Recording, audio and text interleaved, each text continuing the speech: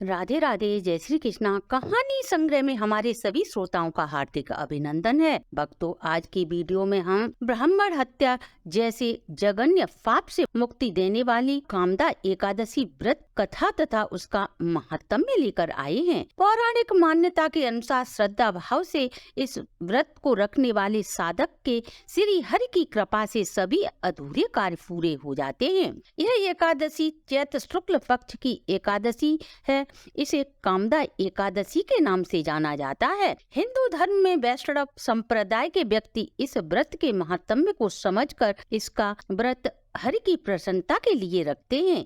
इस व्रत के देवता भगवान विष्णु हैं तथा यह व्रत दशमी की शाम से शुरू होकर इसका पारण द्वादशी तिथि को किया जाता है।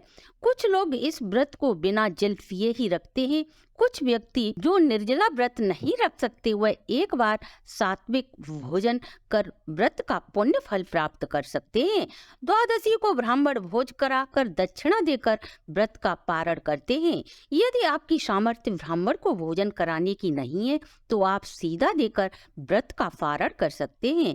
सीधा यानी कि कच्ची सब्जी चावल एक व्यक्ति जितना खा सके उसमें दक्षिणा रखकर आप किसी भी देव स्थान या किसी भी ब्राह्मण को दे सकते हो। एकादशी की सुबह जल्दी उठकर स्नान आदि कर स्वच्छ वस्त्र धारण करें। पूजा स्थल को गंगा जल छिड़क कर पवित्र करें। यदि पूजा करने वाला स्थान कच्चा है तो गाय के गोबर से लीप कर पवित्र करें।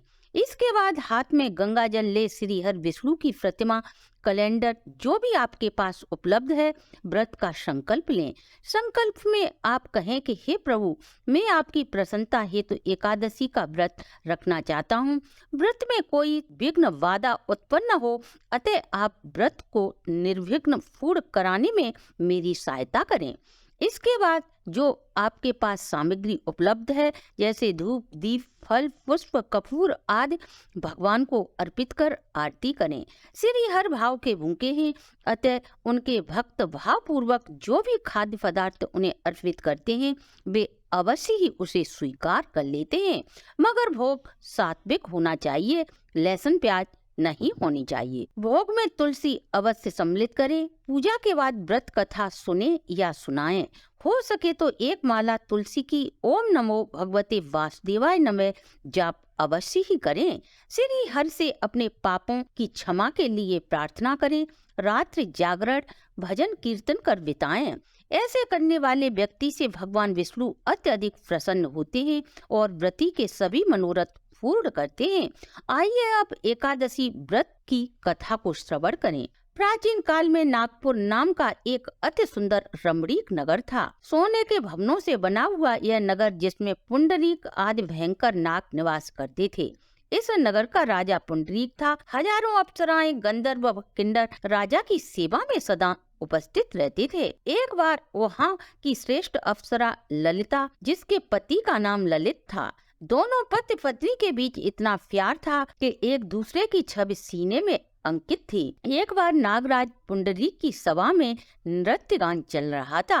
गंधर्व पुंडरीक गायन में मस्त था। अचानक उसे अपनी प्रियतमा ललिता की याद आ गई जो वहां उपस्थित नहीं थी। अतः गायन की लय बिगड़कर नृत्य कर रहे ललित के पैर थम गए। नागों में श्रेष्ठ करकोटक उसके मन के संताप को समझ गया और उसने गायन की त्रुटि की बात राजा पुंडरीक को बताई। करकोटक की बात को सुनकर पुंडरीक क्रोध से लाल हो गया और वह कामातुर ललिता को श्राप देते हुए बोला, हे दुर्बुद्धि, तूने मेरे सामने गान करते हुए पत्नी के प्रेम में वशीभूत हो गया, इसलिए जा तू राक्षस हो जा। महाराज पुंडरीक के श्राप के कारण ललित तत्क्षण ही राक्षस हो जाता है। उसका भयंकर मुख विकराल आंखें, इस प्रकार वह गंधर्व भयंकर राक्षस बन अपने श्राप का फल भोगने लगा। जब ललिता ने अपने पति का यह विकराल रूप देखा तो उसे बहुत दुख हुआ। वह सोचने लगी, इस विपदा से कैसे छुटकारा प्राप्त हो। अब मैं ऐसा क्या करूं जो मेरे पति को संकट से मुक्ति प्राप्त हो। वह रोती हुई जंगलों में अपने पति के पीछे पीछे घूमने लगी। घूमते घूमते वन में अचानक उसे एक सुंदर आश्रम दिखाई दिया। वहाँ मुनि शांत बैठे थे। उस वन में किसी भी प्राणी को किसी से भय नहीं था। किसी भी साधु संत ने ललिता को गुरुजी के पास जाने से नहीं रोका। उसने मुनि को प्रणाम किया और संकट का निवारण पूछा। मुनि बड़े दयालु थे। वह बोले, हे दुखनी, आप कौन हो? आपको क्या परेशानी है? आप मुझसे अपना कष्ट कहें। तब ललिता मुनि से बोली, मैं वीर धनवा नाम के गंधर्व की पुत्री हूँ। मेरा नाम ललिता है। यह कहकर वह सभी वृतांत मुनि को सुनाती है।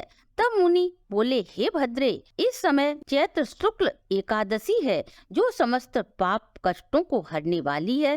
तुम विधि पूर्वक व्रत का संकल्प लेकर व्रत करो और इस व्रत का पुण्य फल संकल्प कर अपने पति को दे दो। क्षण भर में ही शाप से तुम्हारे पति को मुक्ति मिल जाएगी। मुनि के कहने पर ललिता ऐसा ही करती है। वशिष्ठ मुनि बोले, हे राजन दिलीप, ललिता के ऐसा कहते ही उसके पति का सुंदर शरीर हो गया और वह गंधर्व रूप को प्राप्त हो जाता है। तो भक्तों, ये थी कामदा एकादशी व्रत के महात्म्य की संपूर्ण कथा। आप व आपके परिवार पर सदा श्री हर विष्णु की कृपा दृष्टि यूं ही बनी रहे।